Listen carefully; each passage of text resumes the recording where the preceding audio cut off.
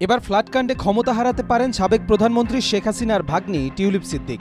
যুক্তরাজ্যের ক্ষমতাসীন লেবার পার্টির মন্ত্রী টিউলিপ ব্যবসায়ী আব্দুল মোতালেবের থেকে বিনামূল্যে একটি ফ্ল্যাট নিয়েছিলেন। যুক্তরাজ্যের ভূমি নিবন্ধন সংক্রান্ত নথিপত্রে এই তথ্য উঠে আসায় বিপাকে পড়েছেন তিনি।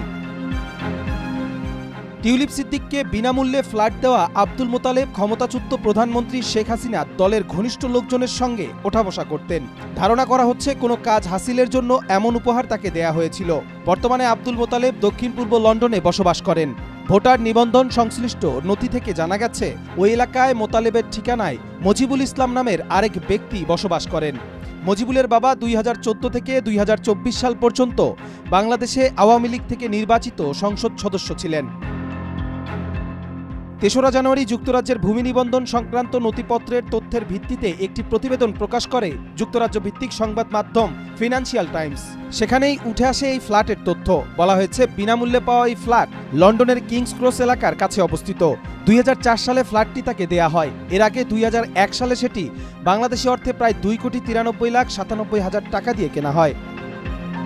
ফ্ল্যাটকাণ্ডের কথা সামনে আসতেই বিষয়টি নিয়ে জানাশোনা আছে এমন একজন ব্যক্তি ফিনান্সিয়াল টাইমসকে জানান, আব্দুল মোতালিবের দুর্দিনে তাকে আর্থিক সহায়তা করেছিলেন টিউলিপের মা বাবা। তাই কৃতজ্ঞতা স্বরূপ নিজের মালিকানায় থাকা ফ্ল্যাটটি টিউলিপকে উপহার দিয়েছিলেন তিনি।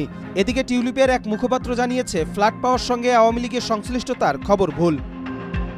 সম্প্রতি বাংলাদেশের পারমাণবিক বিদ্যুৎ প্রকল্প থেকে 400 কোটি পাউন্ড আত্মসাৎ করেন এমন অভিযোগে টিউলিপ সিদ্দিককে জিজ্ঞাসাবাদ করেন যুক্তরাজ্যের মন্ত্রিপরিষদ বিভাগের কর্মকর্তারা। তবে টিউলিপ সিদ্দিক তার বিরুদ্ধে আনা অভিযোগ অস্বীকার করেছেন। কবির চৌধুরী জয়, মাই টিভি।